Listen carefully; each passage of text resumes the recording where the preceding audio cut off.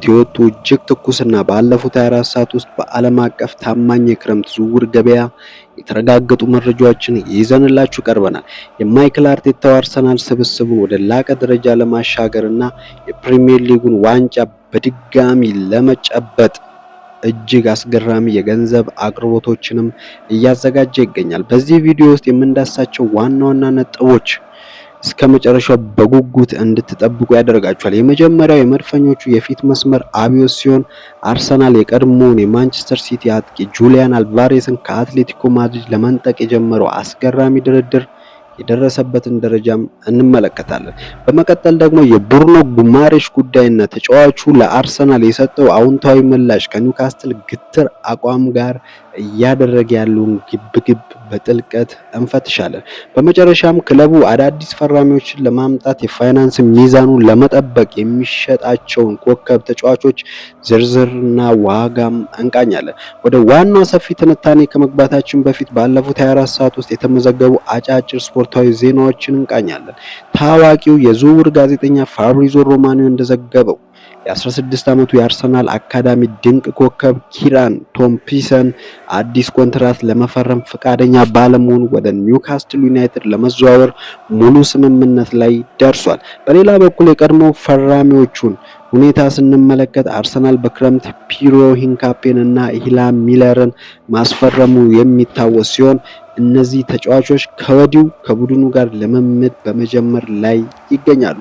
አሁን ቀጥታ ወደ አርሰናል ዋና ሰፊ የዝርዝር ትንታኔ ስንገባ አርሰናል የፊት መስመር ግብ አስቆጣሪ ችግሩን በዘላቂነት ለመፍታት አይኑን አትሌቲኮ ማድሪድ ላይ ጥሏል። እንደ ብሪታንያው ዘ ኢንዲፐንደንት እና ስካይ ስፖርት ዘጋቢዎች ከሆነ አርሰናል የአርጀንቲናውን አጥቂ ጁሊያን አልቫሬዝን ዝውውር የቅድመ ውድድር ዝግጅት ከመጀመሩ በፊት ለማጠናቀቅ ከፍተኛ ግፊት እያደረገ ነው። ፓሪሲያን ሴንቲ ጀርመን ወይም ፒኤስጂ በብራድሌ ባርኮላ መቆየት ምክንያት በአልቫሬዝ ላይ የነበረው ፍላጎት መቀነሱ ለአርሰናል ትልቅ በር ከፍቷል። አትሌቲኮ ማድሪድ ተጫዋቹን ለሀገር ውስጥ ተቀናቃኞቹ ባርሰሎና ወይም ሪያል ማድሪድ አሳልፎ ለመስጠት ፍላጎት የለውም። ተጫዋቹ ራሱ ወደ ፕሪሚየር ሊግ የመመለስ ፍላጎት እንዳለው ቢገልጽም አትሌቲኮ ማድሪድ ከ150 ሚሊዮን ዩሮ በላይ የሚጠይቅ በመሆኑ የገንዘብ ድርድሩ እጅግ ፈታኝ እንደሚሆንም ይጠበቃል።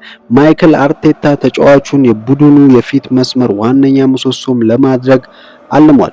ሌላው በአርሰናል ቤት ትልቅ ትኩረት ያገኘው የኒውካስትሉ አማካይ ብሩኖ ጉማሬሽ ነው። ታዋቂው የአትሌቲክ ጋዜጠኛ ዴቪድ ኦሬንስታይል እንደዘገበው አርሰናል ከተጫዋቹ ጋር በግል ጥቅሞች ላይ ሙሉ ስምምነት ላይ ደርሷል። ብሩኖ ጉማሬሽ ወደ ኤሚሬትስ በመምጣት ከዲክላን ራይስ ጎን የመጫወትና በማይክል አርቴታ ስር የመሰልጠን ከፍተኛ ፍላጎት አለው። ሆኖም ግን የኒውካስትል ዩናይትድ ስራ አስፈጻሚዎች ክለቡ መሪውና ካፒቴኑን ለመሸጥ እንደማይፈልጉ በይፋ እየተናገሩ ይገኛሉ።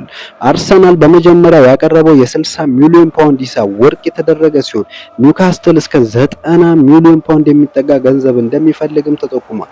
ድርድሩ በ65 ሚሊዮን እና በ90 ሚሊዮን ፓውንድ መካከል ባለው የገንዘብ መጠን ላይ ያጠነጥናል ተብሎም ይታመናል።